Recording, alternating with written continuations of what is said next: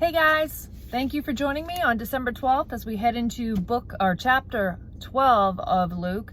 And I want to thank you for joining me on this journey. Frankly, it's a lot harder than I thought it was going to be, but I want to be the light out there in the darkness, and I'd like to see more light on the internet. So thank you for listening, and we're gonna step into chapter 12. In the meantime, when so many thousands of the people had gathered together that they were trampling one another, he began to say to his disciples first, "Beware of the leaven of the Pharisees, which is hypocrisy. Nothing is covered up that will not be revealed, or hidden that will not be known. Therefore, whatever you have said in the darkness shall be heard in the light, and what you have whispered in private rooms shall be proclaimed on the housetops. I tell you, my friends, do not fear those who kill the body, and after that have nothing more that they can do. But I warn you whom to fear. Fear him who, after he has killed, has authority to cast into hell. Yes, I tell you, fear him. Are not 5 sparrows sold for 2 pennies, and not one of them is forgotten before God? Why, even the hairs of your head are all numbered. Fear not, you are of more value than many sparrows. And I tell you, everyone who acknowledges me before men, the Son of Man also will acknowledge before the angels of God. But the one who denies me before men will be denied before the angels of God. And everyone who speaks a word against the Son of Man will be forgiven. But the one who blasphemes against the Holy Spirit will not be forgiven. And when they bring you before the synagogues and the rulers and the authorities, do not be anxious about how you should defend yourself or what you should say. For the Holy Spirit will teach you in that very hour what you ought to say." Someone in the crowd said to him, "Teacher, tell my brother to divide the inheritance with me." But he said to him, "Man, who made me a judge or arbitrator over you?" And he said to them, "Take care and be on your guard against the covetousness, for one's life does not consist of the abundance of his possessions." And he told them a parable, saying, "The land of a rich man produced plentifully, and he thought to himself, 'What shall I do? For I have nowhere to store my crops.' And he said, 'I will do this. I will tear down my barns and build larger ones, and there I will store all my grain and my goods. And I will say to my soul, Soul, you have ample goods laid up for many years. Relax, eat, drink, be merry.' But God said to him, 'Fool, this night your soul is required of you, and the things you have prepared, whose will they be?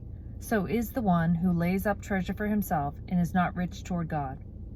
And he said to his disciples, 'Therefore I tell you, do not be anxious about your life, what you will eat, nor about your body, what you will put on. For life is more than food, and the body more than clothing. Consider the ravens, they neither sow nor reap. They have neither storehouse nor barn, and yet God feeds them. Of how much more value are you than the birds? And which of you, being anxious, can add a single hour to his span of life? If then you are not able to do a small thing as that, why are you anxious about the rest? Consider the lilies, how they grow. They neither toil nor spin. Yet I tell you, even Solomon in all his glory was not arrayed like one of these. But if God so clothes the grass, which is alive in the field today, and tomorrow is thrown into the oven, how much more will he clothe you? O you of little faith, and do not seek what you are to eat and what you are to drink, nor be worried, for all the nations of the world seek after these things, and your Father knows that you need them. Instead, seek his kingdom, and these things will be added to you. Fear not, little flock, for it is your Father's good pleasure to give you the kingdom. Sell your possessions and give to the needy. Provide yourselves with money bags that do not grow old, with a treasure in the heavens that do not fail, where no thief approaches and no moth destroys. For where your treasure is, there will your heart be also. Stay dressed for action and keep your lamps burning, and be like men who are waiting for their master to come home from the wedding feast, so that they may open the door to him at once when he comes and knocks. Blessed are those servants whom the master finds awake when he comes. Truly I say to you, he will dress himself for service and have them recline at table, and he will come and serve them. If he comes in the 2nd watch or in the 3rd, and finds them awake, blessed are those servants. But know this, that if the master of the house had known at what hour the thief was coming, he would not have left his house to be broken into. You also must be ready, for the Son of Man is coming at an hour you do not expect." Peter said, "Lord, are you telling this parable for us or for all?" And the Lord said, "Who then is the faithful and wise manager, whom his master will set over his household, to give them their portion of food at the proper time? Blessed is the servant whom his master will find doing so when he comes. Truly I say to you, he will set him over all his possessions. But if that servant says to himself, my master is delayed in coming, and begins to beat the male and female servants, and to eat and drink and get drunk, the master of that servant will come on a day when he does not expect him, and at an hour he does not know, and he will cut him in pieces and put him with the unfaithful. And that servant who knew his master's will, but did not get ready, or act according to his will receive a severe beating. But the one who did not know, and did what deserved a beating, will receive a light beating. Everyone to whom much was given, of him much will be required, and from him to whom they entrusted much, they will demand the more. I come to cast fire in the earth, and would that it were already kindled. I have a baptism to be baptized with, and how great is my distress until it is accomplished. Do you think that I have come to give peace on earth? No, I tell you, but rather division. For from now on in one house there will be 5 divided, 3 against 2, and 2 against 3.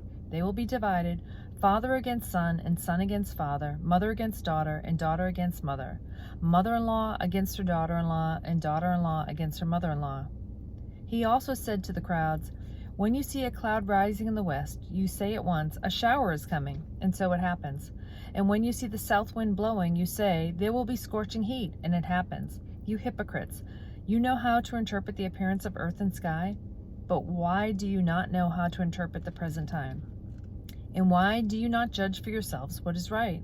As you go with your accuser before the magistrate, make an effort to settle with him on the way, lest he drag you to the judge, and the judge hand you over to the officer, and the officer put you in prison. I tell you, you will never get out until you have paid the very last penny. Thank you. I hope you all have a great day, and God bless you.